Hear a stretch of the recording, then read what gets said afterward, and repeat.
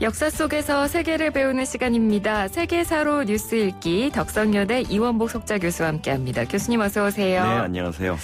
청취자 여러분께서도 아마 최근에 뉴스 보시면서 이 이야기 많이 들으셨을 것 같아요. 코로나19 사태로 미중 간의 신냉전의 기류가 흐르고 있다. 그래서 요즘 뉴스에서 신냉전이라는 표현이 부쩍 많이 나오기도 하고 사실 냉전이라는 표현은 저희가 뭐 일상생활에서도 많이 쓰잖아요. 뭐 애인하고도 냉전하려고. 그러니까요. 뭐 친구하고도 요즘 냉전 중이야. 뭐 남편과 아내와 냉전 중이야. 이런 말 많이 그러니까 하는데. 이제 무기와 폭력만 안 쓰는 전쟁이죠. 이 냉전은 인류 역사에서 항상 있어 왔죠. 네. 그래서 우리가 일반적으로 냉전이라고 하는 것은 2차 대전 이후에 공산진영과 자본주의 진영 간에 이 보이지 않는 전쟁, 무기를 쓰지 않는 그런 전쟁을 정의하는 겁니다, 일반적으로. 네, 그러니까 한마디로 무력 행동을 하지는 않지만 뭔가 이념상의 갈등, 정치적인 갈등. 권모술수, 감시, 네. 교란 이런 온갖 방법을 다 쓰는 거죠. 그렇습니다. 그래서 우리가 최근에 이제 미중 간의 갈등을 보고도 이제 냉전이라는 표현을 많이 쓰는데 그래서 저희가 오늘은 이 냉전의 역사에 대해서 한번 알아보도록 할 텐데요. 일단 냉전을 이야기를 하려면 제2차 세계대전 때를 이야기를 해봐야 될 것 같습니다. 그렇습니다. 네. 그러니까 이제 2차 세계대전이라는 것은 쉽게 얘기해서 세 개의 세력이 붙은 거 아니에요. 자본주의 진영, 그다음에 공산주의 진영, 그다음에 군국주의 진영. 근데 이 셋이 싸우다가 자본주의 진영하고 소련하고 공산주의 진영하고 동맹을 맺어가지고 네. 군국주의 진영을 쫓아낸 것이 2차 대전 아닙니까? 그러니까 군국주의가 빠지니까 당연히 남은 두 세력인 자본주의 공산 진영이 다시 안 싸울 수가 없죠. 그래서 이때는 2차 대전에 큰 전쟁 경험이 있으니까 전쟁을 할 수는 없고 3차 대전을 할 수가 없고 네. 둘 다 망하니까 또 원자폭탄이 발달해서 이렇게 함부 전쟁했다가는 다 몰살하니까 이제는 보이지 않는 그런 냉전 체제로 들어가는 거죠.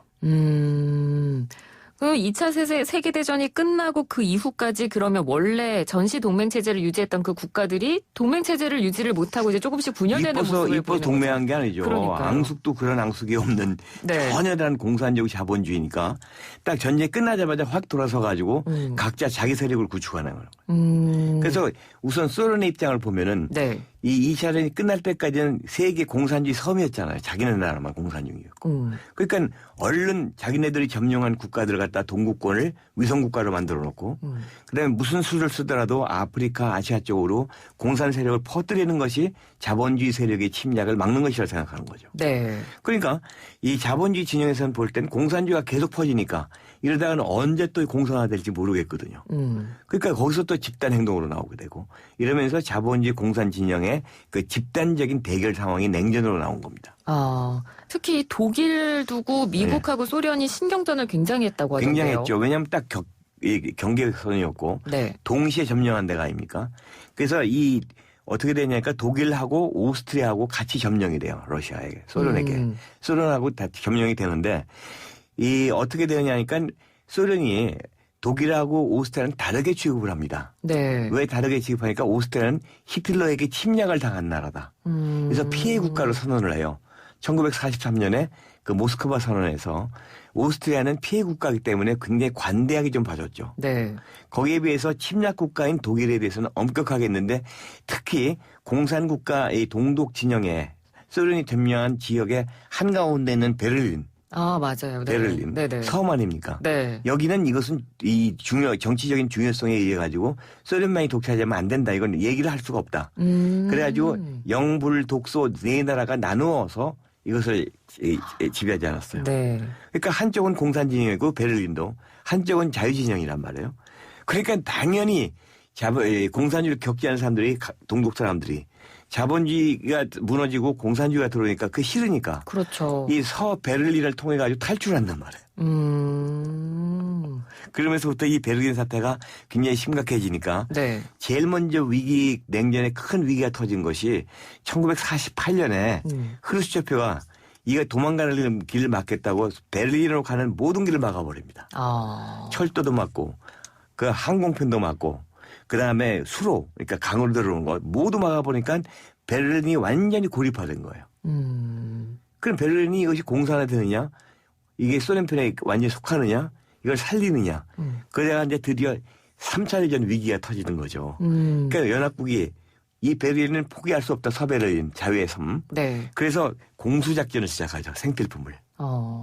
그것이 한 1년 가까이 지나다가 크루시체프가 도저히 안 되겠다 해가지고 손들고 길을 터주죠. 길 터지긴 터지는데 저도 가봤는데요. 딱 3군데인가 4군데 길만 터져요. 고속도로로. 그래서 한번 그때 이제 앞으로 영원히 경험할 수 없지만 저도 한번 동독 고속도로 가본 적이 있는데 네. 그 휴게소에 이 서방 사람들 차가 쉬는 휴게소가 있고 네. 동독 사람들 쉬는 휴게소 다릅니다. 그래서 이 동독 사람들 쉬는 휴게소에 서방차가 들어가면 걸려요. 간첩으로. 그런 식으로 아주 참 흥미로운 그런 시대가 있었습니다. 그러네요. 그럼 이렇게 베를린을 두고 어떻게 보면 미국과 이 소련이 갈등 상태에 놓여 있고, 그리고 이제 소련의 영향력이 이제 점점 확대가 되니까 미국은 당연히 경계를 할 수밖에 그렇죠. 없는 상황이었는데, 이런 가운데서 이제 그 유명한 정책들이 좀 나오게 되잖아요. 2가지로 크게 들 수 있는데, 하나는 이 트루만 독트린이라는 게 나오죠. 네, 아마 다들 들어보셨을 것 같아요. 네. 트루만 독트린이라는 것은 일종의 도미노 이론인데, 한 나라가 무너지면 다 무너진다. 동남아시아 같은 경우에. 그래서 어떤 나라, 베트남 전쟁도 그래서 개입하는 거 아닙니까? 그리고 유럽에서도 이 소련에 점령된 국가건 어디든 간에 불문하고 자유의지가 있고 또 공산주의를 거부하는 세력이 있으면 경제적, 정치적, 군사적 지원을 하겠다는 거죠. 그러니까 소련을 볼 때는 이건 완전히 이것은 말도 안 되는 얘기죠. 이건 자기네들한테 노골적으로 적대 선언을 한 겁니다. 그다음에 두 번째가 이제 마샬 플랜이라고 해가지고 이것도 많이 들어보셨을 것 같아요. 가장 공산화가 된 큰 이유가 빈곤이다. 그래서 전후에 폐허화된 서유럽을 그냥 둔다면은 이것은 공산화가 되는 일밖에 없다. 그래서 그때 국무장관했던 조지 마샬의 계획에 의해 가지고 수십억 달러를 풀죠. 18개 국가인가 거기에.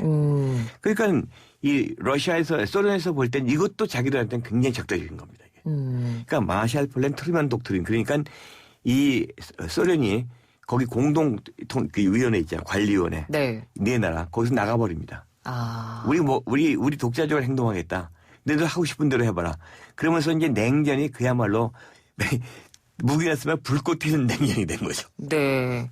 이 냉전 과정에서 그래서 국제기구들도 굉장히 많이 만들어졌잖아요. 많이 만들어졌죠. 대표적인 것이 이제 이 냉전 체제가 시작되면서부터 나토가 생깁니다. 북대서양 조약기구라고 그러죠. 네. 그것이 48년인가 그때 생기는데 이것이 뭐냐니까 소련의 공산 진영하고 이 민주 진영 차이가 뭐냐면 민주 진영은 의사결정이 느립니다. 네. 다 자기 말대로 하고. 다수의 의견을 들어야 하니까. 그리고 공산 진영은 스탈린 한마디면 끝나잖아요. 네. 그러니까 이 공산 진영은 의견이 분할될 염려가 없습니다. 근데 서구라파 이쪽은 의견이 다양하니까 서둘러 가지고 오래 걸려 가지고 이 북대서양 조약기구를 서둘러 만든 거죠. 안 그러면 시기를 놓치니까. 그러니까 이렇게 보니까 북대서양 조약기구 나토가 생기니까 쟤들이 떼거리로 우리한테 적대 행동을 해. 그럼 우리도 뭉쳐야 되겠다 해서 공산국가 8개국이 뭉쳐가지고 바르샤바 조약기구를 만들죠. 그렇군요. 그래서 집단 군사 대결 체제가 들어가는 겁니다. 네. 앞서 저희가 이야기해드린 이 미국의 마셜 플랜, 이 마셜 플랜을 통해서 미국이 이제 서유럽의 경제 회복을 지원을 한 거잖아요. 네. 근데 당시 이 미국 내부에서도 이 마셜 플랜을 완전히 다 반가워하진 않았을 것 같아요. 그렇죠. 자기네나 돈 쓰는데 누가 좋아하겠어요. 그러니까요. 너무 퍼주기식이다. 네. 이런 반발도 있었을 텐데 그래서 당시 미국의 정책이 좀 시들해질 수도 있었는데 결정타가 한국전쟁이에요. 6.25 전쟁이었죠. 네. 근데 미국 사람들이 보기에는 이것이 국지전쟁으로 본 게 아니에요. 공산군이 자유진영을 침범한 걸로 본 거예요. 그렇죠. 그러니까 이것이 한국전쟁이 무너진다면은 이 태평양이 무너질 수도 있고 일본도 위험해지고 결과적으로는 미국까지 위험해지겠다는 그런 생각으로 미국의 한국전쟁 지원을 적극적으로 지원한 거죠. 국민 여론이 한 방에 들어간 겁니다. 공산주의가 팽창할 수 있다라는 우려로 미국은 본 거군요. 그래서 이 한국전쟁으로 6.25 전쟁으로 덕보다기보다도 결정된 것이 미국의 한국 지원, UN, 그다음에 일본입니다. 일본의 부흥이 한국전쟁, 6.25 전쟁 없었으면 불가능했죠. 네. 그때 아마 이케다 수상인가 그때 수상이었는데 한국에서 전쟁 났다는 소리를 듣고 무릎을 탁 쳤다는 거 아니에요. 이제 일본은 살았다. 저희가 오늘 냉전 시대에 대해서 이야기를 해보고 있는데 냉전 시대의 이 세계에 대한 가장 큰 위협의 순간을 또 하나 꼽아보면 핵전쟁으로 치달을 뻔했었던 당시. 그렇죠. 네, 이때를 또 빼놓을 수가 없을 것 그게 같아요. 케네디 대통령 때의 그 쿠바 미사일 위기죠. 네. 그러니까 이 미국 정찰기가 쿠바를 정찰하다가 미사일 기지를 건설하는 걸 발견을 했어요. 1962년이죠. 그게 뭐냐니까 소련에서 핵무기 같은 거 전부 갖다가 쿠바에다 이거 심어놓으면은 플로리다 바로 고업하네요. 네. 그래서 카나다 북부까지 사정권에 들어갑니다. 그러니까 케네디 대통령이 결단을 해야 되겠죠. 그래서 케네디가 쿠바 봉쇄령을 내립니다. 그래서 쿠바를 향하는 모든 선박은 미국 해군의 검문을 받아라. 그렇지 않으면 격침시키겠다 이거예요. 네. 그러니까 3차 대전 이건 격침시키면. 그러니까 딱 그렇게 되니까 결국은 흐르쇼프죠. 흐르쇼프가 꼬리를 내리고 아이고 알았다. 대신에 쿠바를 다시는 침공하지 않겠다는 약속만 해라. 그런 약속하에서 그 쿠바 미사일 기지를 철수했습니다.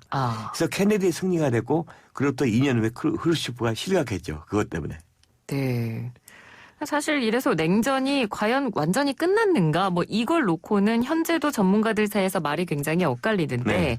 어찌됐건 보편적으로 보는 시각은 그렇습니다. 독일이 통일이 되고 네. 이를 인정을 함으로써 냉전 체제는 사실상 끝을 냈다. 네. 뭐 이런 시각이 그래도 지배적이에요. 그것이 어떻게 된 얘기냐니까 1989년에 동구권이 무너지면서 네. 사실상 이게 냉전은 끝났죠. 근데 그전에는 이게 풀어지기 시작한 것이 1972년에 닉슨이 중국 방문하고 하면서 소위 이른바 대탕트.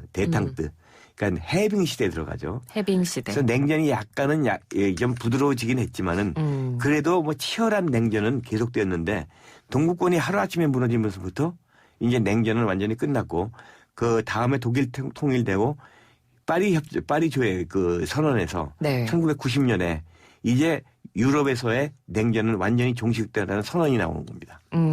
그게 바로 그 대독일 화해 조약인 그렇죠. 거죠. 네. 근데 이제 그것이 끝난 다음에 그 러시아가 붕괴가 되고 이제 분산돼 버리고 분해돼 버리고 그 다음에는 러시아라는 나라가 굉장히 경제 위기를 겪으면서 그러니까 미국의 대상이 안 되잖아요. 네. 그 다음부터 중국이 치고 올라면서부터 신냉전 시대라는 것이 이제 중국과 미국의 대결로 다시 들어가는 거죠. 네. 냉전이 이렇게 보면 완전히 끝난 건 아닌 것 같아요. 냉전은 앞으로 영원히 안 끝나요. 네.